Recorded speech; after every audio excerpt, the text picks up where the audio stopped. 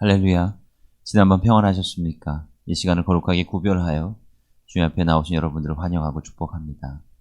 다 함께 기도함으로 오늘 예배 시작하도록 하겠습니다. 사랑과 내가 많으신 아버지 하나님, 주님 앞에 감사와 영광을 올려드립니다.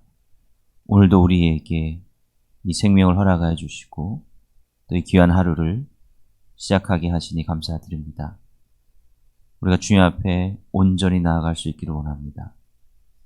예레미야의 말씀에서 우리가 볼 수 있듯이 우리가 전심으로 회개하며 주 앞에 나아갈 수 있기를 원합니다. 우리의 생각으로 판단하지 않게 하시고 우리의 이기적인 눈으로 바라보지 않게 하시며 온전히 성령의 인도하심을 받아 성령의 뜻 가운데 이 세상을 온전히 잘 분별해 나가는 죄를 낼 수 있도록 인도하여 주시옵소서. 예수님의 이름으로 감사하며 기도드립니다. 아멘.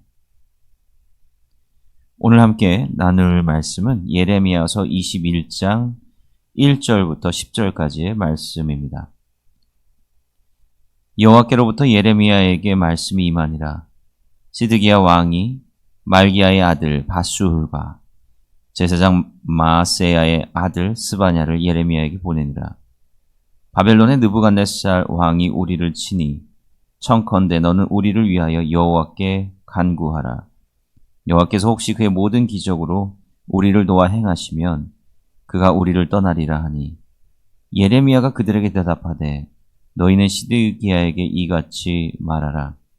이스라엘의 하나님 여호와께서 이와 같이 말씀하시되 보라 너희가 성 밖에서 바벨론의 왕과 또 너희를 에워싼 갈대아인과 싸우는 데 쓰는 너희 손의 무기를 내가 뒤로 돌릴 것이요 그것들을 이 성 가운데 모아 드리리라. 내가 든 손과 강한 팔 곧 진노와 분노와 대노로 친히 너희를 칠 것이며 내가 또 사람이나 짐승이나 이 성에 있는 것을 다 치리니 그들이 큰 전염병에 죽으리라 하셨다 하라. 여호와의 말씀이니라. 그 후에 내가 유다의 왕 시드기야와 그의 신하들과 백성과 및 이 성읍에서 전염병과 칼과 기근에서 남은 자를 바벨론의 느부갓네살 왕의 손과 그들의 원수의 손과 그들의 생명을 찾는 자들의 손에 넘기리니 그가 칼날로 그들을 치되 측은히 여기지 아니하며 긍휼히 여기지 아니하며 불쌍히 여기지 아니하리라 하셨느니라. 여호와께서 말씀하시기를 보라 내가 너희 앞에 생명의 길과 사망의 길을 두어노라. 너는 이 백성에게 전하라 하셨느니라. 이 성읍에 사는 자는 칼과 기근에 전염병에 죽으려니와 너희를 에워싼 갈대아인에게 나가서 항복하는 자는 살 것이나 그의 목숨은 전리품 같이 되리라. 여호와의 말씀이니라. 내가 나의 얼굴을 이 성읍으로 향함은 복을 내리기 위함이 아니요 화를 내리기 위함이라. 이 성읍이 바벨론 왕의 손에 넘김이 될 것이요 그는 그것을 불사르리라. 아멘. 오늘 읽은 예레미야서 21장의 말씀을 보면 시드기야 왕이 두 명의 관료를 예레미야에게 이제 보내는 그러한 장면으로 시작이 되고 있습니다. 시드기야 왕이 누구죠? 바로 시드기야 왕은 유다의 마지막 왕입니다. 예레미야의 말을 정말로 잘 듣지 않았습니다. 예레미야의 말을 듣지 않았다라고 하는 것은 곧 하나님의 말씀을 귀담아 듣지 않고 자기의 생각과 판단대로 모든 것을 결정했던 왕이다라고 하는 거예요. 성경에서는 굉장히 어리석고 완악한 왕으로 묘사되고 있습니다. 이 시드기야 왕이 이 두 명의 관료를 이제 예레미야에게 보내고 있죠. 한 명은 이제 바수훌이라고 하는 사람이고요. 또 다른 한 사람은 스바냐라고 하는 사람입니다. 바수훌은 20장에도 언급이 되는 이름이기는 한데요. 20장에 언급되는 제사장 바수훌과 21장에서 언급되는 바수훌은 다른 사람입니다. 왜냐하면 그의 아버지의 이름이 다르기 때문이고 21장에는 제사장이라고 하는 언급이 나오지 않습니다. 다만 그와 함께 왔던 이 스바냐라고 하는 사람이 제사장이었습니다. 근데 그의 아버지가 제사장으로 이제 표현이 되고 있죠. 아버지가 제사장이면 그의 아들도 제사장직을 세습받게 되기 때문에 그렇습니다. 그러니까 시드기야 왕은 정치적인 지도자 혹은 관료 그리고 종교적인 지도자를 각각 예레미야에게 보내어 자신의 말을 이제 전하고 있는 것입니다. 어떤 말을 전하고 있습니까? 2절에 보면 이렇게 되어 있습니다. 바벨론의 느부갓네살 왕이 우리를 치니. 이제 21장의 맥락은 뭐냐면 바벨론의 왕인 느부갓네살이 결국 이제 그가 예루살렘을 점령하고 성전을 다 무너뜨리지 않습니까? 그 느부갓네살 왕인데 그 느부갓네살 왕이 지금 예루살렘을 공격하고 있다라고 하는 거예요. 포위하고 있다라고 하는 것입니다. 그러니까 지금 이러한 상황에 놓여 있는데 너는 우리를 위하여 여호와께 간구하라. 그러니까 예레미야 당신이 하나님께 좀 기도 좀 해달라라고 하는 거예요. 시드기야가 예레미야가 그렇게 막 외쳐도 귀뚱으로도 듣지 않습니다. 나중에 이제 그 장면이 뒷부분에 가면 더 상세하게 나옵니다. 이 예레미야서는 중요한 주제들을 중심으로 이렇게 엮여져 있기 때문에 꼭 이게 연대기 순서로 배열되어 있지 않습니다. 그래서 지금은 공격당하고 있는 그 순간을 배경으로 하고 있지만 또 그 이전 시대에 관한 부분도 이 다음에 나오고 막 그렇습니다. 그거는 그때그때 이제 제가 다시 정리를 해드리면 되고요. 어찌됐든 간에 예레미야는 뭐 백성들은 물론이고 왕, 관료들에게 회개하고 하나님께로 돌아와라. 그리고 애굽에게 붙을 것이 아니라 바로 바벨론을 두려워해야 된다. 그쪽에 우리가 붙어야 된다라고 주장을 해오지 않았습니까? 그러니까 예레미야가 바벨론에 붙어야 된다라고 하는 것은 바벨론이 하나님의 어떤 선택받은 나라고 이제 그런 차원이 아니라 하나님께서 어떻게 이 세상을 끌고 나가시는가 이거를 눈으로 확인을 하라라고 하는 거예요. 이거를 분별하라라고 하는 것입니다. 하나님의 섭리가 어떻게 돌아가고 있는지 그 섭리대로 우리가 살아야 된다라고 하는 차원에서 지금은 하나님께서 바벨론을 크게 만드셨기 때문에 우리가 살기 위해서는 회개하고 신앙적으로는 회개하고 정치적으로는 애국과의 연을 끊어버려야 된다라고 하는 차원에서 예레미야가 이러한 예언을 선포했다라고 하는 겁니다. 그런데 시드기야는 귀뚱으로 듣지 않습니다. 말도 안 들었어요. 그런데 정말 바벨론의 왕이 이제 예루살렘을 공격을 하기 시작을 하고 그렇게 철석같이 믿었던 애굽은 별 힘도 쓰지 못하고 있는 가운데 있는 겁니다. 그러니까 이제 부랴부랴 2명의 관료들을 예레미야에게 보내서 기도 좀 해달라. 기도 좀 해줘. 이렇게 간청하고 있는 건 아니겠습니까? 여러분들은 이러한 시드기야의 말, 부탁을 들으면서 어떤 생각이 드십니까? 참 철면피다라고 하는 생각이 들면서도 그리고 또한 안타까운 마음도 있죠. 그래도 시드기야가 이제라도 좀 깨달은 것 아닐까? 그래서 다른 사람한테 찾아가지 않고 예레미야한테 찾아가서 지금 기도 부탁을 하고 있는 것 아니냐. 그래도 이 정도면 하나님께서 들어주셔야 되는 것 아닐까라고 하는 그러한 생각이 들으실는지도 모르겠습니다. 여러분들이 또 신앙생활하고 하시다 보면 다른 분들이 여러분께 이런저런 기도 부탁 하시지 않습니까? 그러니까 우리는 기도해야죠. 다른 분들이 기도 제목을 주시면 우리가 기도해야 됩니다. 그건 당연한 것입니다. 신앙인의 사명이에요. 근데 또 중요한 것은 뭐냐면 그 기도 부탁을 하는 그 당사자의 마음은 어떠하냐라고 하는 거죠. 사실 그게 더 핵심적인 본질 아닙니까? 그냥 내가 좀 이러한 어려움이 있는데 평소에는 뭐 신앙에 대해서 별 관심도 없고 뭐 믿음에 대한 어떤 진지한 고민도 없다가 당장에 급하게 나에게 닥쳐온 그런 사안들 때문에 내 친구가 교회 다닌다고 하는데 좀 기도 부탁 좀 하자. 이러한 차원에서 기도 부탁을 하는 경우에 우리는 물론 기도해야 되겠지만 그런데 그러한 부분의 그런 모습이 하나님 보시기에 정말로 선한 모습일까라고 하는 거예요. 선한 모습일까라고 하는 겁니다. 우리는 다시 한번 좀 생각해 봐야 된다라고 하는 거죠.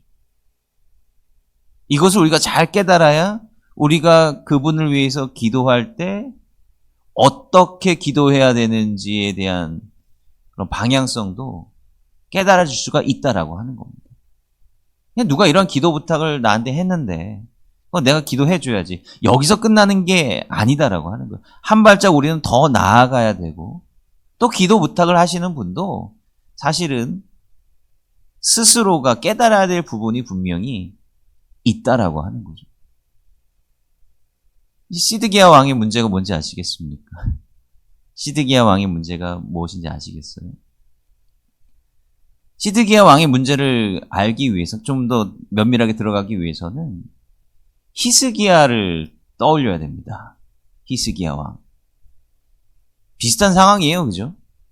물론 히스기야와 시드기야를 동일선상에 놓는 것은 무리입니다. 히스기야는 하나님 앞에 정말로 거룩한 왕이지 않았습니까?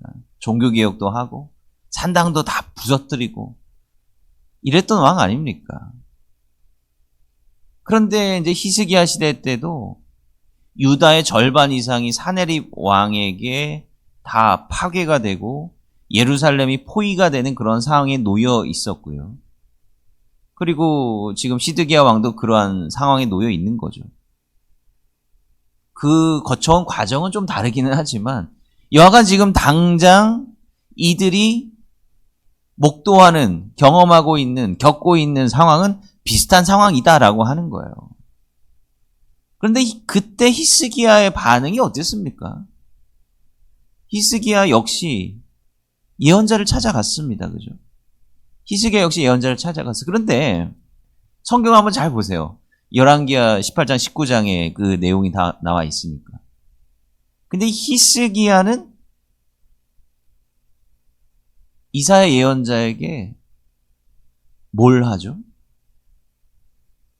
기도해 달라고, 하나님 앞에 간구해 달라고 물론 그렇게 이야기를 하지만 그 히스기야는 어떤 준비가 되어 있었냐면 하나님 앞에 스스로가 무릎 꿇을 준비가 되어 있었다라고 하는 거예요. 이게 중요한 거죠. 이게 중요한 것입니다. 지금 시드기야는 그냥 두 명의 관료만 띡띡 보내가지고 기도 좀 해주세요. 기도 좀 해줘. 이러한 자세로 나오고 있는 거예요.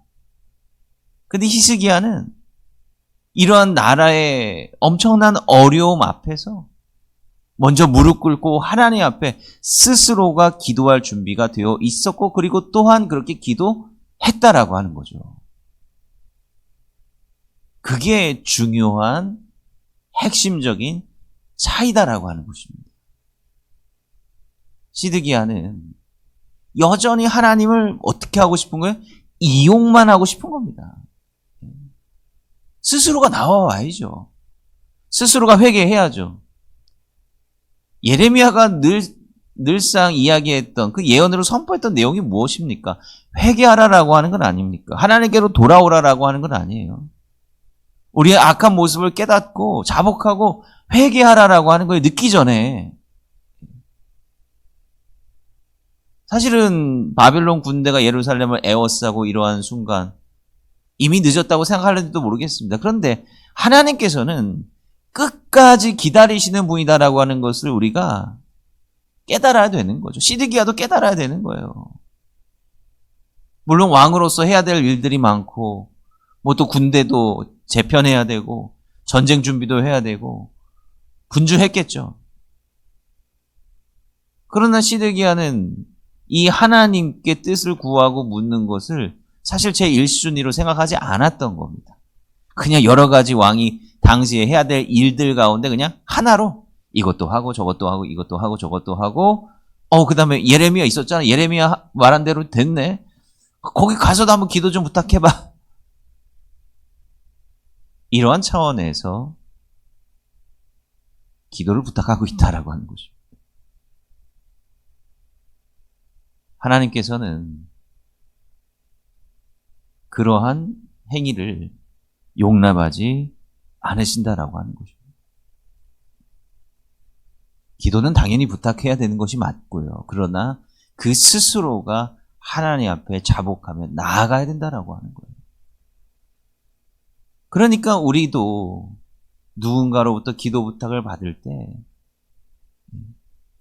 우리가 그 기도 제목을 위해서 절실히 기도해야 되는 것은 맞지만, 그리고 그 기도 부탁을 한 분의 영혼을 위해서, 그 변화를 위해서, 그것도 너무나도 중요하게 생각하고 우리가 함께 기도해야 된다라고 하는 것입니다. 이미 신실하게 신앙생활을 하고 계신데 기도를 부탁했다라고 하시면 큰 문제는 되지 않습니다.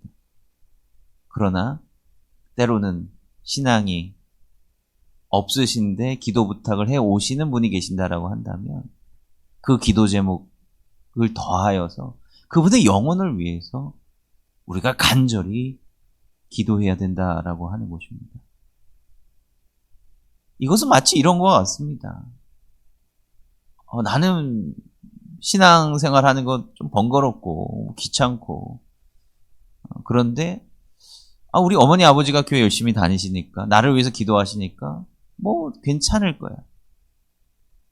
나는 신앙생활 하기 싫은데 우리 자녀가 교회 가고 열심히 기도하니까 나도 천국 가지 않겠어 라고 하면서 생각하는 것과 마찬가지다라고 하는 거예요. 신앙이라고 하는 것은요, 하나님과 나와의 직접적인 관계성을 이루어 나가는 겁니다. 다른 사람을 통해서가 아니라, 다른 사람을 통해서가 아니라 하나님과 나와의 어떤 직접적인 온전한 관계성이 회복될 때 그게 이제 신앙이 시작이 되는 거죠. 그게 중요하다라고 하는 겁니다. 지금 시드기야에게 화급한 것은 뭐냐면 하나님과의 관계를 회복하는 거예요. 만약에 이런 상황에 놓였을 때 시드기야가 정말 히스기야처럼 간절히 기도했다라고 하면 어쩌면 유다의 역사가 바뀌었을런지도 모르겠습니다. 그러나 그는 끝까지 그러한 마음을 먹지 않고 끝까지 하나님을 이용 대상으로만 생각했다라고 하는 거예요. 보세요. 여호와께서 혹시 그의 모든 기적으로 우리를 도와 행하시면, 혹시는 도대체 뭡니까? 모든 기적. 그러니까 이 시드기야가 하나님으로부터 원하는 것은 기적뿐이에요. 요행이죠. 요행입니다. 마치 사탄이 예수님을 시험하듯이 저 성전에서 떨어져 봐라. 천사들이 너를 받아주지 않겠느냐. 그럼 그 기적을 보고 사람들이 예수님을 많이 따를 것이다 라고 하는 거예요. 아무 의미도 없는 기적. 그것이 무슨 소용이 있겠느냐라고 하는 거예요. 예수님께서는 기적을 행하실 때도 하나님의 마음을 드러내시는, 하나님의 긍휼의 마음과 사랑의 마음을 느낄 수 있는 기적을 행하신 것이지, 그런 마술사들이 하는 것과 같은 그런 쇼를 하시는 것으로 기적을 나타내 보이시지는 않았다라고 하는 겁니다. 하나님께서 무슨 지니 램프입니까? 요술상자입니까? 필요할 때 꺼내서 썼다가 다시 넣어버리는 그런 것이 아니지 않습니까? 시드기야는 뭔가 착각에도 단단히 착각하고 있다라고 하는 것입니다. 그래서 예레미야가 뭐라고 이야기합니까? 하나님께서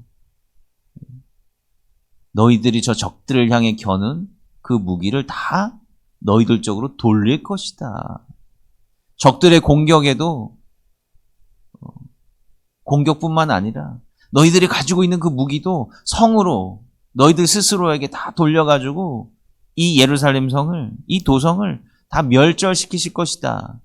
누구도 살아남지 못하게 할 것이다 라고 하는 아주 준엄하고 무서운 심판의 말씀을 하고 계시다라고 하는 거예요. 결국 시드기야에게 마지막 기회가 있었음에도 불구하고 그는 그 기회마저 저버렸다라고 하는 겁니다. 이래서 신앙의 의미를 우리가 분명히 깨닫는 게 중요하다라고 하는 거예요. 신앙생활을 하지만 신앙생활이라고 하는 것 자체를 그냥 피상적으로 받아들이고 신앙생활의 의미에 대해서 진정으로 깨닫지 못한다라고 한다면 아무리 오랫동안 하나님을 안다고 생각해도 그것이 착각이 될 수도 있다라고 하는 것입니다. 내가 열심으로 신앙생활 했다라고 생각을 해도요, 그것이 아무것도 아닌 게 될 수도 있다라고 하는 것입니다. 시드기야는 잘못된 방식으로 지금 하나님을 찾고 구하고 있다라고 하는 겁니다. 8절에 보면 이렇게 기록이 되어 있죠. 여호와께서 말씀하시기를 보라 내가 너희 앞에 생명의 길과 사망의 길을 두었노라. 너는 이 백성에게 전하라 하셨느니라. 생명의 길과 사망의 길이 여전히 놓여 있다라고 하는 것. 생명의 길과 사망의 길. 생명의 길과 사망의 길이라고 하는 게 무엇입니까? 너희들이 끝까지 여기 남으면 사망의 길로 가는 것이고, 그래도 하나님의 뜻대로 바벨론인들에게로 나아가면 살 것이다라고 하는 거예요. 이것은 아까도 말씀드렸지만 어떤 정치적인 방향성 그 자체에 강조점이 있는 게 아닙니다. 하나님의 말씀대로 순종하느냐 그렇지 않느냐에 달려 있는 겁니다. 우리가 결과적으로 역사로는 알고 있습니다. 바빌론의 포로로 다 끌려간 사람들이 그때는 죽을 길로만 생각을 했지만 나중에 다시 돌아오잖아요. 돌아와서 재건하지 않습니까? 바벨론으로 가는 길이 고통의 길이고 고난의 길이었지만 그 길이 죽을 길이 아니었다라고 하는 거죠. 오히려 회복의 길이고 생명의 길로 가는 과정이다라고 하는 거예요. 그래서 하나님의 뜻을 잘 분별해야 된다라고 하는 것 아니겠습니까? 그래서 이 예언자와 같은 그 진리의 말씀을 전하는 그 예언자들의 말씀에 귀를 기울여야 된다라고 하는 거예요. 우리는 눈앞에 있는 모습으로만 생명과 사망의 길을 판단하죠. 그렇지 않다라고 하는 거죠. 당시에는 뭐 나라를 위해서 충성을 다하면서 끝까지 죽는 것이 진짜 생명의 길이라고 생각하는 사람들도 있었을 것이지만 이 시드기야라고 하는 사람이 얼마나 어리석고 얼마나 하나님 앞에 부족한 왕입니까? 하나님을 위해서 희생하는 것이 아니라 어리석은 왕을 위해서 희생하는 것이 곧 사망의 길이다라고 하는 거죠. 그러니까 잘 분별해야 된다라고 하는 것입니다. 반복되는 이야기지만 이 분별이라고 하는 것이 어떻게 이루어지겠어요? 나와 하나님의 온전한 관계성이 형성될 때 이루어지는 것 아니겠습니까? 그럼 어떻게 하나님과 우리와의 온전한 관계성이 형성되겠습니까? 첫째로는 사실 우리가 말씀을 읽는 겁니다. 말씀을 읽는 것. 사실 모든 거의 답은 이 말씀 가운데 있는 거죠. 지난날 유다 백성들이, 이스라엘 백성들이 겪어왔던 그 모든 시행착오들이 다 담겨져 있고 그 가운데서 하나님께서 역사를 어떻게 이루어 오셨는가. 환경과 역사는 시대는 다르지만 그러나 동일한 방식으로 역사하시는 그 하나님의 뜻을 이 말씀을 통해서 분별하라라고 하는 거예요. 그래서 하나님을 아는 지식을 우리가 이 성경으로부터 얻어야 되는 것이고 또 다른 한편으로는 바로 기도를 통해서 하나님과 대화하고 영적인 호흡을 우리가 해야 되는 것 아니겠습니까?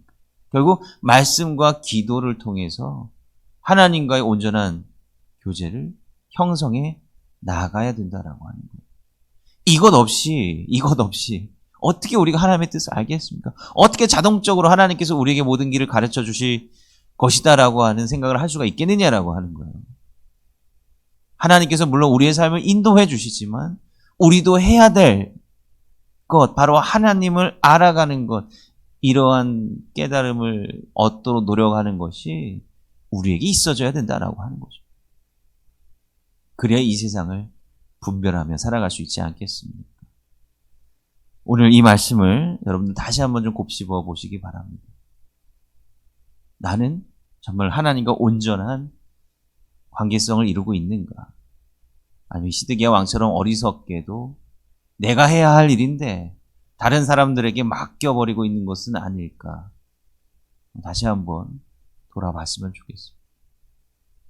그래서 하나님을 아는 참된 지식과 통찰을 가지고 주님 앞에 귀한 사명자로 쓰임받는 우리 모두가 될 수 있기를 주님의 이름으로 간절히 소원합니다. 우리 몇 가지 기도 제목 나누고 함께 기도하도록 하겠습니다. 오늘 말씀 나눴던 것처럼 말씀과 기도를 통해서 하나님과 온전한 관계를 맺고 또 주님 앞에 이 세상을 온전히 분별하면서 진리 가운데 나아가며 살아갈 수 있게 되기를 위해 기도해 주시기 바랍니다. 오늘은 현충일입니다. 무엇보다도 우리 나라를 위해서 기도해야 될 때인 것 같습니다. 이런 차원에서 오늘 말씀과 맥이 맞는 것 같은데요. 이 나라가 하나님의 온전한 진리의 빛을 발견할 수 있게 되기를 원하고, 특별히 위정자들이 하나님을 두려워할 줄 아는 마음을 갖게 해달라고 위해서 기도해 주시기를 바랍니다. 이 땅의 평화가 임할 수 있게 되기를 원합니다. 그리고 마지막으로 우리 연로하신 성도님들과 하나분들, 우리 다음 세대 자녀들을 위해서 기도해 주시기 바랍니다. 기도하겠습니다. 사랑과 내가 마신 아버지 하나님, 주님 앞에 감사와 영광을 올려드립니다. 주님, 우리가 온전한 신앙인으로 살아갈 수 있기를 원합니다. 우리가 해야 될 일을 다른 이들에게 맡기고 미루지 않기를 원합니다. 하나님께서 우리 가운데 온전한 신앙의 마음을 주시고 성령의 빛으로 이 세상을 잘 분별할 수 있는 지혜와 순종의 마음을 허락하여 주시옵소서. 오늘 현충일입니다. 우리나라가 겪어왔던 지난 날의 역사의 비극이 다시 반복되지 않게 하여 주시고, 하나님의 은혜 가운데 평화를 이루며 또 위정자들이 하나님을 두려워하게 되는 놀라운 역사가 일어날 수 있도록 도와주시옵소서. 예수님의 이름으로 감사하며 기도합니다. 아멘.